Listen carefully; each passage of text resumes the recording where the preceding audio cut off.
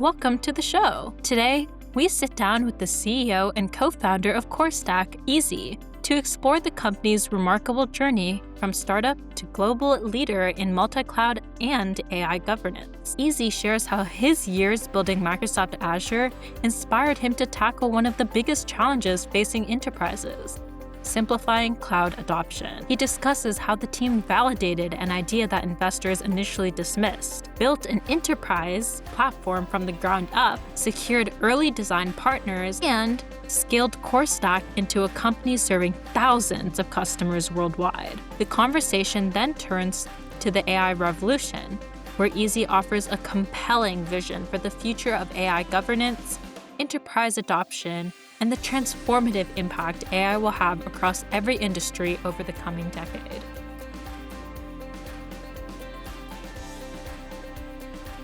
Welcome to the Startup to Exit podcast, where we bring you world-class entrepreneurs and VCs to share their hard-earned success stories and secrets. This podcast has been brought to you by TIE Seattle. TIE is a global nonprofit that focuses on fostering entrepreneurship. TIE Seattle offers a range of programs including technology panels, the TIE Entrepreneur Institute, and the TIE Seattle Angel Program. We encourage you to become a TIE member so you can gain access to these programs. To become a member, visit www.seattle.tie.org.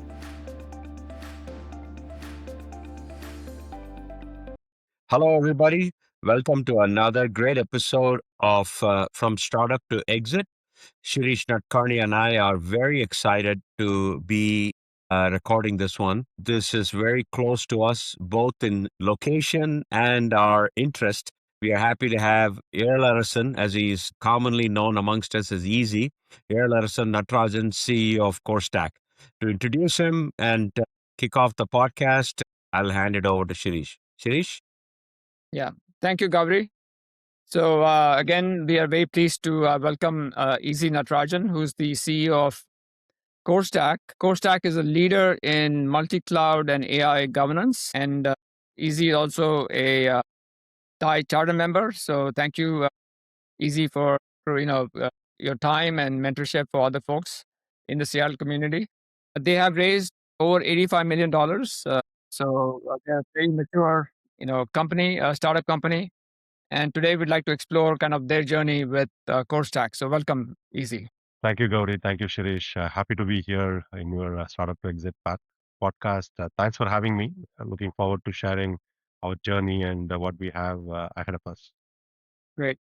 So before we get started, it would be great if you could describe a little bit of your background before CoreStack. What were you doing, and then we'd like to explore kind of your journey with the company. You are kind of revealing my age, Shirish. So by saying that I'm in the industry for like 28 to 30 years, I don't feel young in the AI world, but it's been a 30 years journey in the technology world.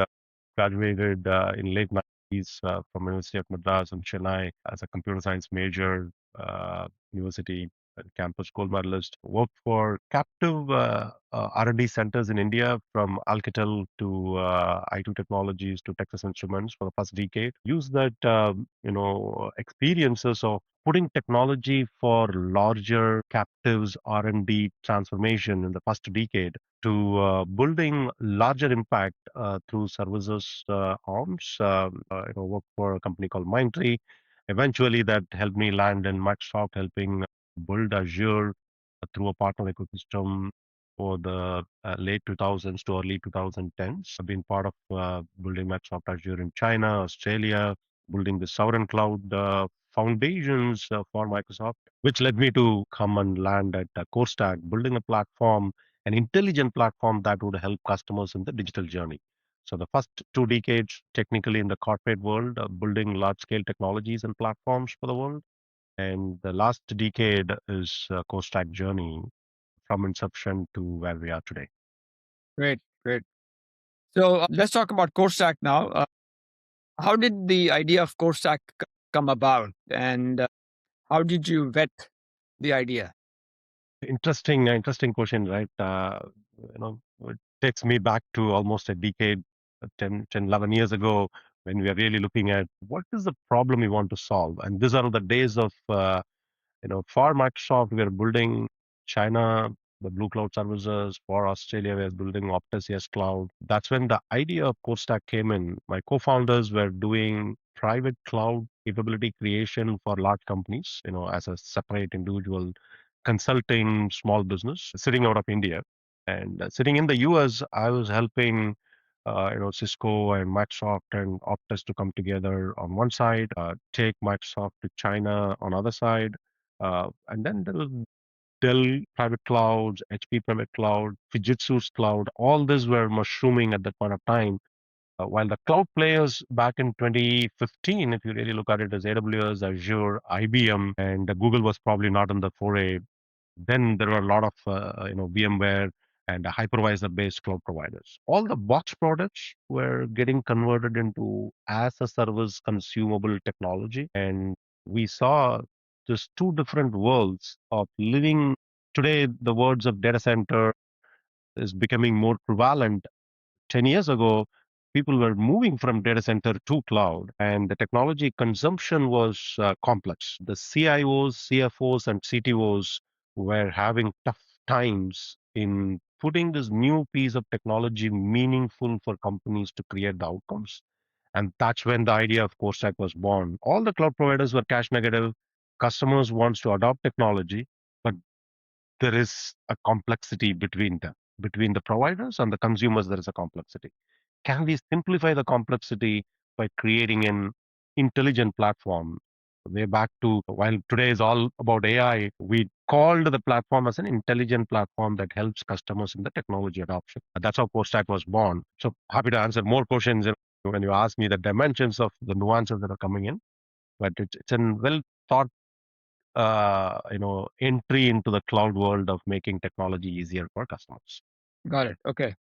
So how did you vet the idea? Did you was it based on your experience, working with different cloud providers, or did you talk to CIOs, or how did you know that what you're trying to do made sense for the CIOs?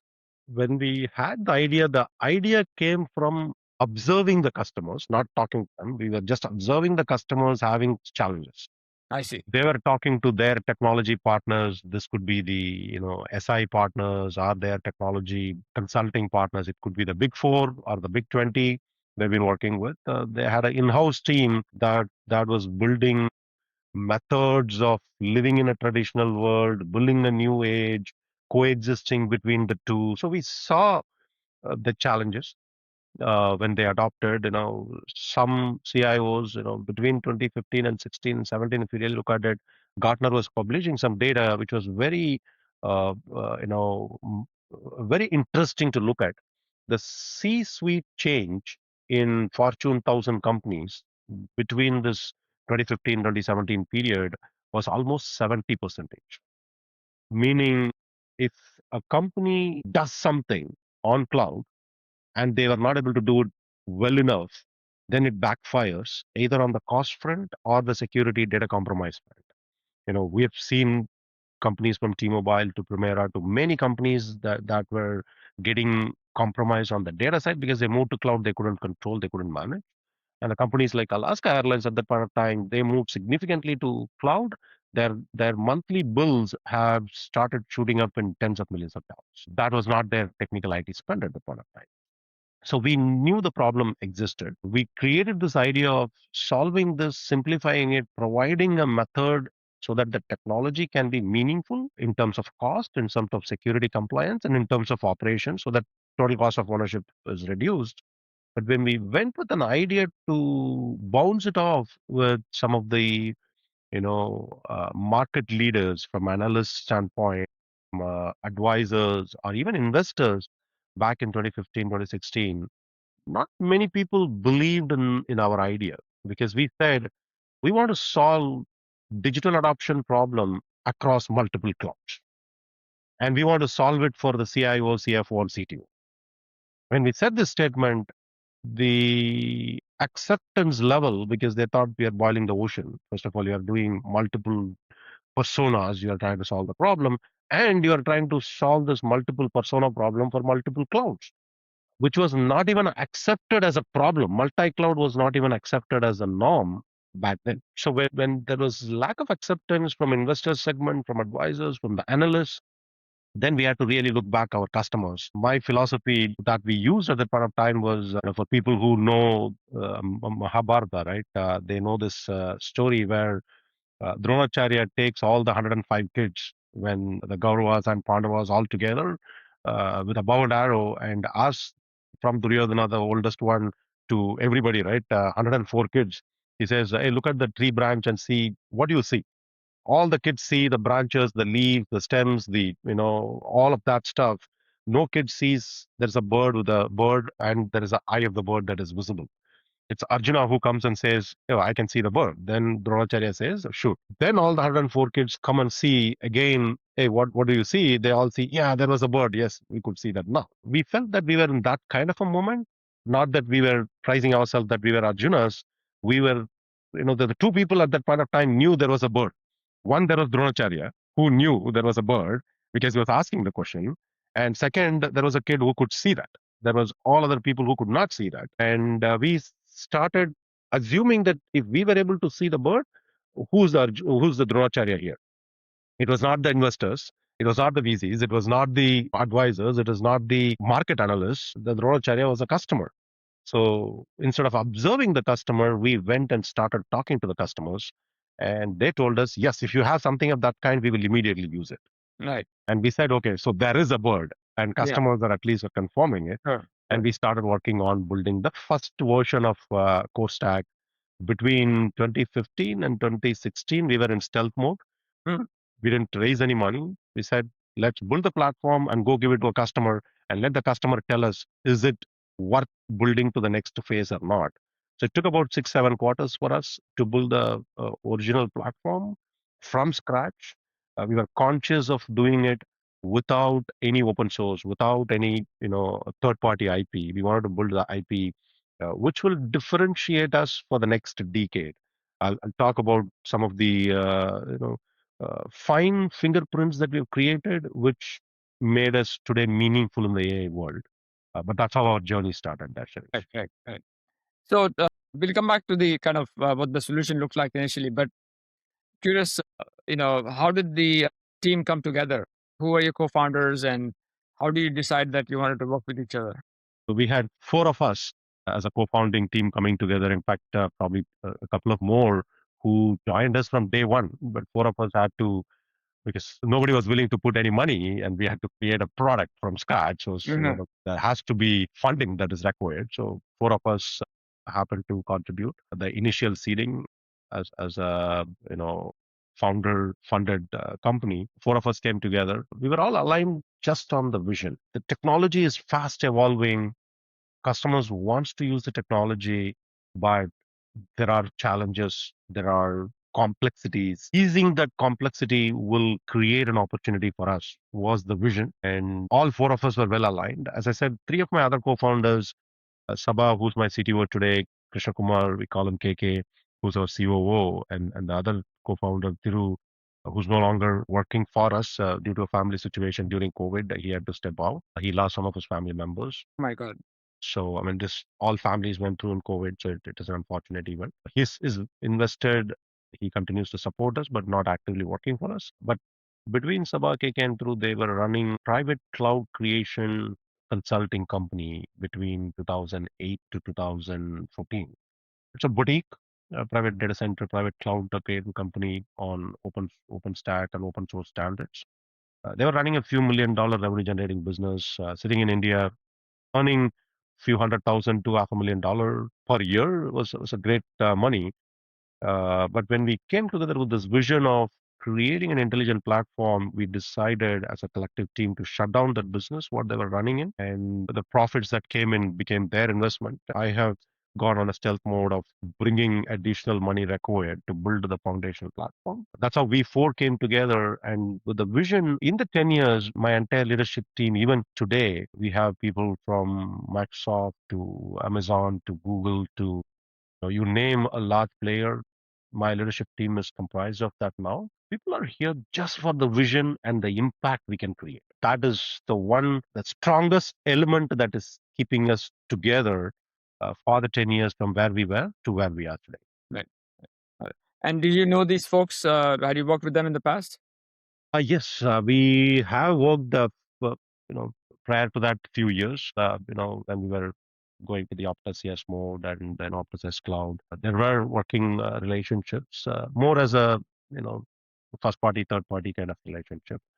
But then you start discussing, what are you doing? What do you see the future of, business technology? What do you want to do? And what I was doing versus what I'm anticipating in doing. It's a think of it like dating for at least a couple of years. Okay. We've been dating for more than a couple of years on this idea, brainstorming. And the 2015 is when we decided, okay, let's go start it. And 2016, we could give a structure to it, and Yeah. that structure became CoreStack. Right. Got it. So what did the first version of the product look like? What are some of the obviously, you could boil the ocean, as you said, but you have to focus on a few things. What did you decide to focus on? So the name CoreStack itself, Core stands for, you can call it as a combined orchestration engine. So we started off with multi-cloud orchestration, maybe a complex word for non-technology people. So basically, know, how do you provision the cloud capability services, whether it is a server, whether it is a VM, whether it is a storage, whether it is a database, whether it is a network service? How do you provision it and make it operating as if you were in the traditional world? So your standard operating procedures, your workflows, your methods, your structures, whatever you did, it it can be easily applied in the cloud world, right? So I'm simplifying orchestration for that purpose. And we started off with cloud ops, what today we call it as, right? Cloud operations, provisioning, orchestrating, managing, making it simplified as if the traditional world and the new world is apple to apple. They're on orange and apple. That's where we started. And the first version of it, we offered to some of our earliest customers, the biggest telecom brands in the world, biggest network providers in the world. When we gave it to them within 30, 60 days, I mean, they were like design partners for us. We didn't sell the product to them. Through the network of references we had, hey, can you try this and tell us what is the value that you see? Within 30, 60 days, some of these big companies have come back and told us we see efficiency increase going up more than 60 to 80%. The productivity increase. At that point of time, cloud was used as a spillover capacity because everybody had a data center and they were using cloud as a spillover capacity. One of our earliest customers said their spillover capacity was more than $250,000 per month. And after using our product, suddenly they could save more than $100,000 per month. This was like significant. This was not even anticipated. So their feedback to us is, can you make this enterprise grade? Can you make it a large scalable product rather than a point solution? Start solving the other pieces that we shared in the vision. Hey, we'll solve your financials, we'll solve your operations, we'll solve your data and security side of it. But we gave only the operation side of it. But with operations, without even we creating the financial savings, they started seeing the benefits because operations helped in indirect savings. And they measured it, we did not measure it. So that's when the FinOps side of it, the SecOps side of it, the AppSecOps, it's all a natural extension that our customers drove to the next level.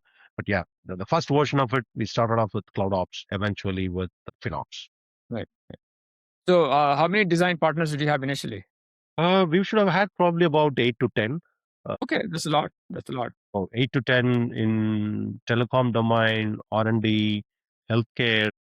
Education was probably 3 or 4. In fact, at some point of time, the first, second, third year before our funding happened, the domain of education even became a fast mover because we were able to provide next generation learning, uh, stop all the rogue usage that were happening in the education domain. Because if you look back, 2016, 17 is when today's AI is precursor of blockchain and Bitcoin mining was big time. Today, NVIDIA is a $5 trillion company because of AI. Back then, NVIDIA was seeing a significant uptick, not because of AI, but because of blockchain mining. Yeah. All the training institutes, education institutes, whoever has this GPU, or if they have their traditional compute, the students were going and creating mining algorithms, running it on a free compute. And the companies were really coming and asking, somebody has to create a guardrail and stop this mining thing for which we are ending up paying. So we saw uptick on education, but primarily the largest use case was avoid or stop the rogue use cases as a cloud operations guardrail, and eventually we moved into more Fortune, 1,000, Fortune 2,000 customers. But for a short period of time during the mining days, we became the guardrail of many companies, including Great Learning, Simply Learn, many of the large education companies and some of the large universities in India. Yeah. But you also had corporate clients, you said telecom and others who were. Oh, yeah. So we had Fortune 500 telecom customers, networking device customers, healthcare companies in the US. So they were our earliest design partner. Right. And so you felt that based on the feedback, they were saying they were saving several $100,000 a month, that you had product market fit with your solution. Yes. Right. Yes. Yeah. When we took the customer feedback and started talking to the analysts and advisors and VCs, Uh-huh. then the reception started Uh-huh. improving or increasing. Okay, there seems to be a problem. You are Mhm. solving it. Yeah. Yeah. So at what point did you go and then you said initially the VCs didn't want to give you any money because they didn't believe in the problem you're trying to solve. Now that you had 10 design partners who were all saying, we're saving money, large amount of money, and we want you to do some more stuff. Did you have a good story to go talk to the investors? Oh, it's more than an interesting story now, if I have to recall, Sharish. One of our customers, the design partner customers, again, we did not end up selling for them. The first largest telecom company that we're working with, they came and told us, we are willing to pay for you, add these capabilities. So they gave the first revenue check for us in 2016 itself, end of 2016. They gave the check, probably a smaller check, but then it was not a sales check. You have a design partner coming and telling you, here is the money I'm willing to pay you. That occurrence continued out of our 8, 10 design partners. 3 of them have been willing to pay. And in fact, one of them in the healthcare space, a service provider who was serving a healthcare customer, came and gave a $250,000 check, not as revenue, but as an investment. No questions asked. Mm-hmm. He said, Wow. I know you guys are going to take money at some point of time. You are going to be meaningful in the future because they implemented then existed version of CoreStack for one of their healthcare customers, and they saw the benefits. And the customer was pricing, and their business from the customer was increasing because of the way they could do it. It's a boutique healthcare provider, you can call them as a managed service provider back then. They gave us a $250,000 check even without we asking for money. And we ended up using the check probably after 6 months. And that was a trigger for us to say that, okay, looks like we can go and tell the story to the investors now. And I have the first $250,000 check that is available from my customer, right, who's Yeah. using the platform. Right. And 2017 is when I started again approaching the investors after 2015 and 2016 early when we tried. Almost next 18 months, we didn't go for fundraise. Again, mid 2017 to late 2017, when I started approaching the investors for investments, I had a check already.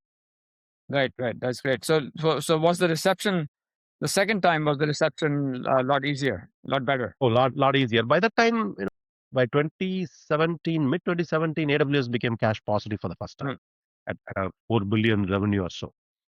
Every other cloud provider was still cash negative, including Azure, including IBM. Google was just starting to make inroads. Oracle was talking about the OCI first version of it.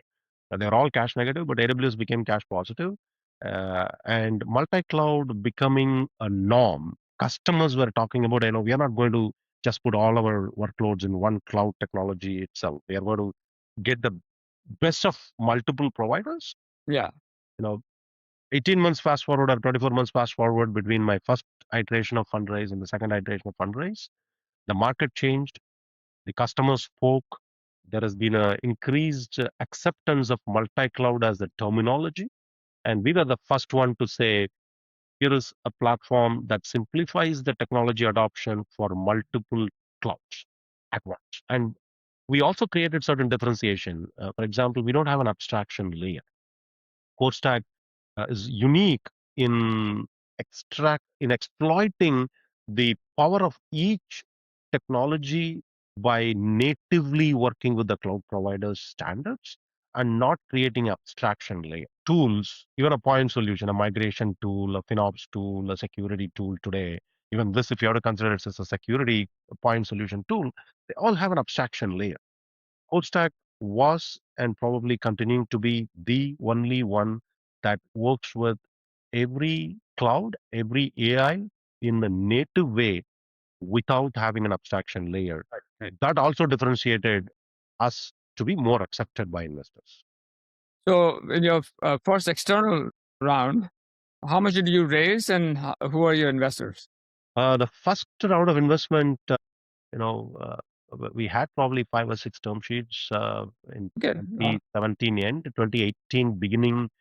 That is when we have taken the money. I think we raised about $3.5 million, Okay. and $1.5 million came from Z5 Capital. Yeah, And yeah, thanks to the Z5 Capital, Z5, the in a fund that a number of Thai charter members yes, invested in. Z5 was, thanks to Thai Seattle for creating the first of its ecosystem of creating a investment opportunity through a layered structure. The Thai Seattle members have believed in the technology we're creating, thanks to all of them, and Z5, which did a wonderful diligence on us from Bay Area. So it was a $3.5 million round. I believe a portion of it was by Z5, led by Z5 from valuation standpoint. But there are multiple other HNIs and angels and smaller investors who participated in the round. All right, over to you, Gauri. Yeah. So easy. This is a very fascinating conversation. Let's kind of shift to today, right? And so everything is AI today, right? There's both fear and anxiety, excitement and opportunity. Both are, colliding every morning, whether it's be enterprise or individuals, right? You have a unique story to tell, both as an enterprise, both as a company serving the enterprises, but more importantly, as an entrepreneur. How are you looking at it, and how are you going to address it? Because this is not a simple thing. It's not like I can flip a feature switch, and you have to now rethink this thing. Looks like you've had phenomenal training, people not believing in you. So you got to do this all over again. So how are you thinking about it? Your thoughts and company's approach. Can you kind of elaborate on both of those? Definitely, Gauri. Very involved question. I may have to simplify it as much as possible and tell this in a way of what is driving us to be meaningful in this AI world, right? So, first of all, 90, in my opinion, 90% of the people in the technology world does not understand today's AI. They go back to the data science version of the last 10 decades of all the methods in which the technology industry was trying to create AI and the neural network languages that we've been talking about since 80s, ever since the neural capabilities and derived AI was getting created, versus what we are seeing as the real AI today. While the output created is the AI output, the technology beneath is not the same. Today's AI is possible because of the massively parallel computing capabilities that are available through the NVIDIA and the hardware capabilities that are available. Today, an NVIDIA processor can process about 13 terabytes of data per second. Latest NVIDIA processor can process about 50 trillion transactions per second. And the next year's one, we are anticipating that it will create 200 trillion transactions per second. This is what is powering the AI. The models or the newer version of the neural, logics that are being built in the way it is able to process tons of data in a fraction of a second and find a needle in the haystack, right? So I want to lay down this foundation of AI. And what it can do for a larger civilization is what we are thinking through. Because today we have 2,000 plus customers. Every third brand in America probably is our customer already. Whether it's your retail brand, whether you're flying on the flight, whether it is American defense, they're all customers of CoreStack. So we have gotten the right to support them, to right to enable them using the technology from cloud world, right? So when cloud is transforming to AI, it's very important for us to understand what is the driver, what is the foundation, and what are the challenges that are going to come in and how to solve. So, as an entrepreneur, what we are seeing is how these technologies are going to impact the larger civilization itself. Each industry is going to explode more than 10 times in terms of innovation, in terms of how the industry has traveled, in the last 50, 100 years. I see a three-dimensional shift up to 1900, how everything functioned in the world prior to the invention of electricity, prior to the invention of, aeronautics or aeroplanes, flying capability for humans, prior to the invention of, computers as such. Then you come to 1900 to 2025 with internet, with computing, mobile available to everybody, whether it is travel, healthcare, manufacturing, whether it is food industry, how they all changed significantly from 1900 to 2025. We're sitting at a cusp of AI, which is going to give 10 to 100x boost for every single thing humans are interacting, and we are touching all these customers, all the companies that are enabling in this, right? So we need to empower them in using the today's AI capability, which is massively parallel capability of processing unimaginable amount of data and giving velocity to the business to do things better, efficient, faster, at a reduced cost. When all of this happen, there are drivers. Today's AI, while it is super fast, it's expensive because of energy, because of the rare earth materials that are not available to create enough hardware capability. So there needs to be an orchestration or usage of the capability in a meaningful way. Next, when you start putting in unimaginable amount of data, the privacy, the compliance, the security, can what can be done to this data is everybody's fear. Today, when Anthropic says that I will not open up Anthropic uncontrolled to even American defense, they're having a larger argument with American defense because the power of AI today, nobody knows, including the creator. It's not the Amadeus of the world, it's not the Sam Altmans of the world.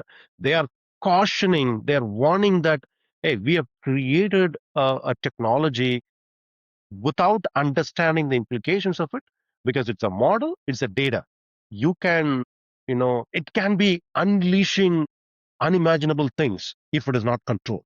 So the customers who have been using CoreStack for their cloud governance, hey, create the guardrails, the use cases that I talked about 10 years ago, the education institutions coming and say, hey, I'm giving a learning opportunity for a student, but that student is going and doing a Bitcoin mining, help me put a guardrail. It's the simplest of the use case. I think 10 years later, now customers are coming back and saying the same thing. I've created a model. I have AI capability offered by the cloud providers, or I can even buy it from NVIDIA today. I don't know what the model is doing. I don't know how to control it. I don't know what am I even compromised. When will I even know it? Okay, that's one side of the problem. But the other side of the problem is I'm starting to spend, you know, hundreds of thousands of dollars, quickly moving to millions of dollars. Some of our large customers are saying their AI spend 6 months ago was a couple of $1 million. Just in 6 months, it has gone to 20 to $30 million, right? On an annual measurement basis. It's a 10x growth in the cloud spend, AI spend by customers. And okay, something you must be creating meaningfully great. They don't even have a clue of what's going on in AI. Who's using it? Why are they using it for? What are they using it for? Can it be done by one AI versus other AI in a better, efficient way? And during this process, what is being compromised? And what do I need to spend tomorrow to give a meaningful outcome? There is no ROI measurement. There is no TCO measurement. There is no control guardrail. This is what customers are pushing and asking us for. And we are taking a meaningful approach of how the civilization is going to move forward and what is that we need to build as a layer for the technology for each foundation to be meaningful. So we are thinking through three layers of, creating a governance layer for AI. One at the token cost level. bring visibility, control, management ability for companies or even individuals when they use AI. What is that they're using for? Why they need to use? What is that they can use alternatively to get the same outcome delivered with a lower unit of cost? Then get to the model. Are the models doing the right thing? Are they trained in the right way? Are they governed from not doing any unethical stuff? Anything that accidentally be allowed by a persona to create an outcome that is not acceptable. Right? So those are the governance structures that need to be put in the model level. Then comes the agents. Today, every software company in the world are starting to offer agents, whether it is cloud providers or whether it is the application providers like the Salesforces of the world, SAPs, Oracles, everybody is providing agents. Customers with Cloud today, they're building their own custom agents. So there's expected to be a lot of ungoverned bot agents that are working on model that nobody knows what the model will do if it is not controlled, using tokens for which you don't have a control. And this is the new generation problem. And the advantage of it, if it is used perfectly, what I foresee as an outcome, as a sample, right? Today, point A to point B, anywhere on Earth, humans need probably about 24 to 36 hours. And I foresee in the next 10 years, AI will democratize this to bringing it less than 4 hours. Point A to point B, anywhere on Earth, humans will be able to travel for less than 4 hours. The longevity of life itself from 75, 80 years may go to 125 plus years. Mhm. Everybody on Earth will have food and shelter. That's one of the predictions that we anticipate, because we have customers like Taylor Farms, who's producing it's an $8 billion fresh produce company that's working across the globe, having fresh produce farms across the globe. When we enable them for cloud and AI, the transformation that they are anticipating is put food on the table for every single human being on Earth. So if this kind of transformation has to happen, the technology must be allowed to do ultra fast things, but with this great guardrail where we can believe that only good things will happen. Mhm. It will not lead to bad things. So Mhm. we are at a juncture of assuming the governance control plane for AI being inside of the technology and being outside of the technology. We need to play Mhm. the intrinsic and extrinsic role. So Mhm. it's a larger impact and responsibility given to us, and we have earned the right managing $40 billion plus per minute. As we are talking today, CoreStack platform manages about $40 billion of cloud and AI being used across our customers. Mhm. And Mhm. taking it to few hundreds of billions of dollars, we have the Mhm. right to win in the space to Mhm. create the guardrails, governance structures for AI. So this leads to, you talked about from inside and you having you earn the right, so you're also inside, right? Now, the important question as a leader, you have to, as you take your employees along this journey that you're articulating, there's a culture shift. There is shift in thinking, how they should react, etc. And you specifically, CoreStack has also grown through acquisition, which means you have others coming in with your own culture.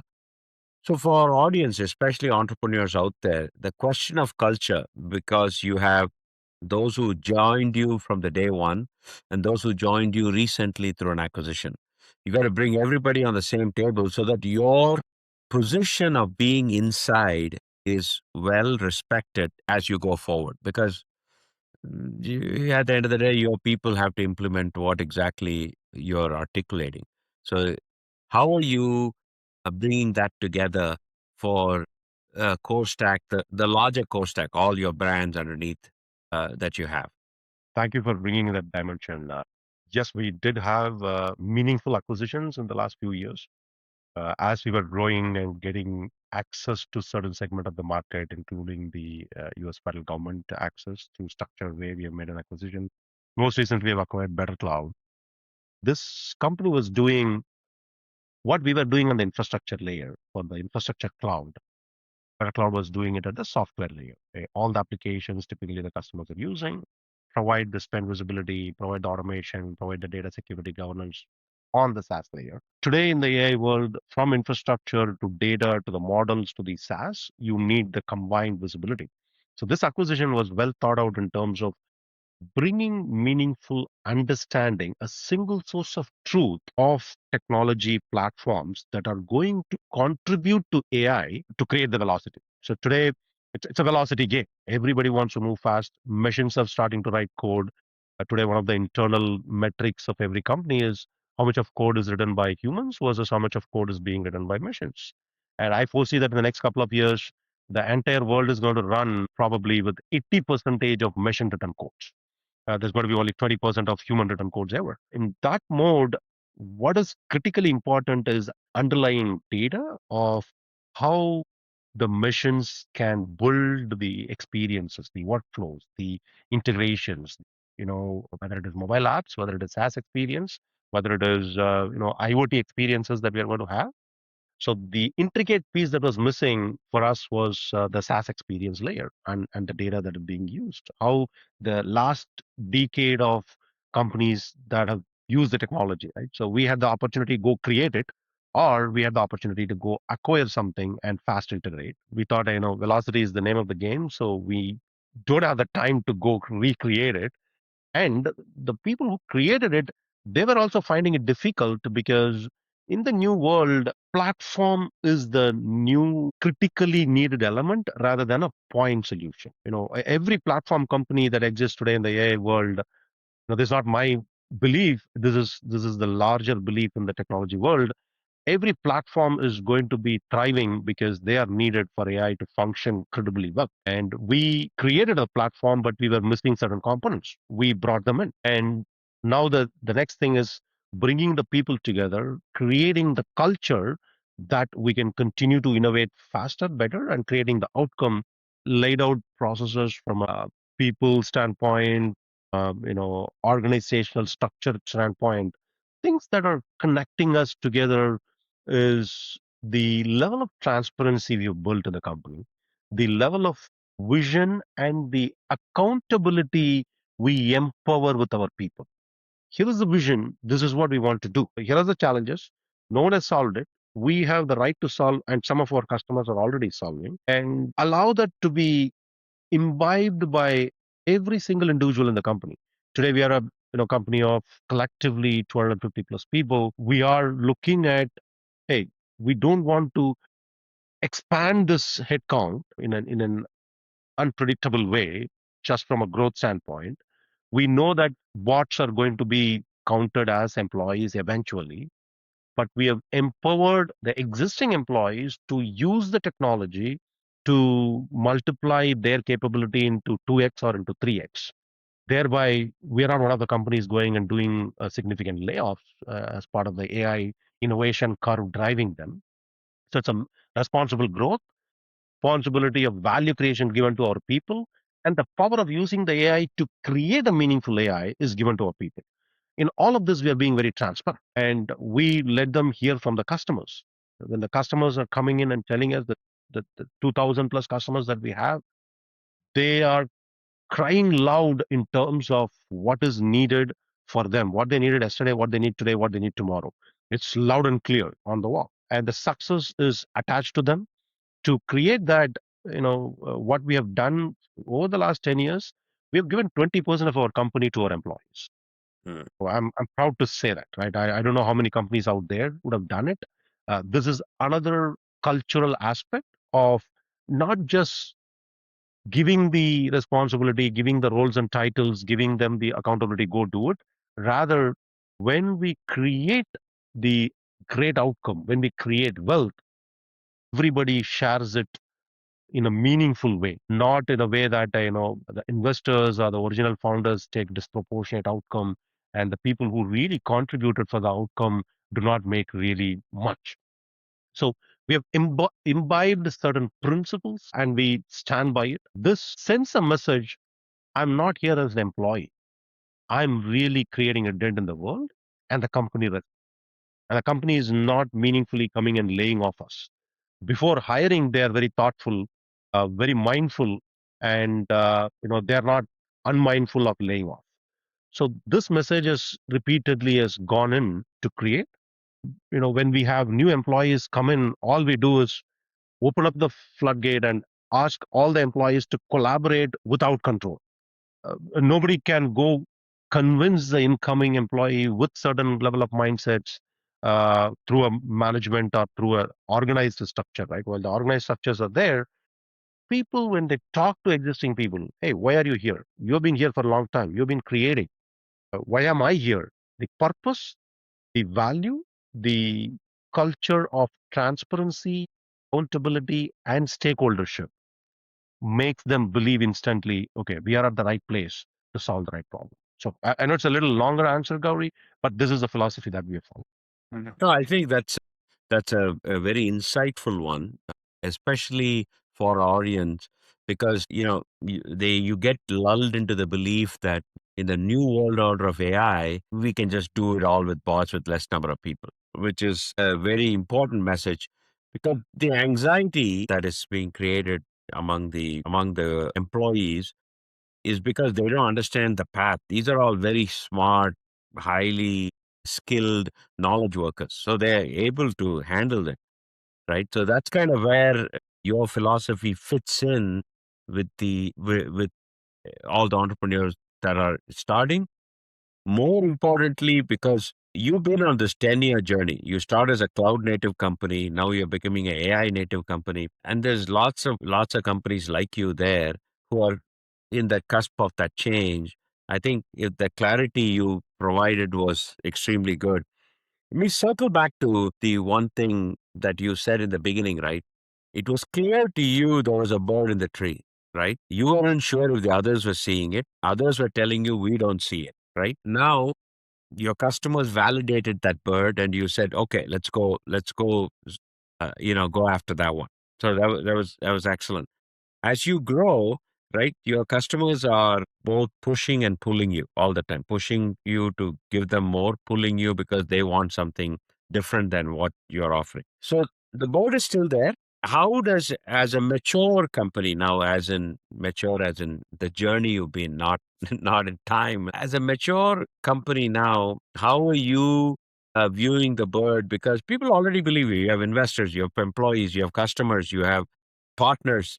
The circle is complete, but you still got to look at the board because you still have to catch it. So, how are you approaching it now versus when you started the company CoreStack?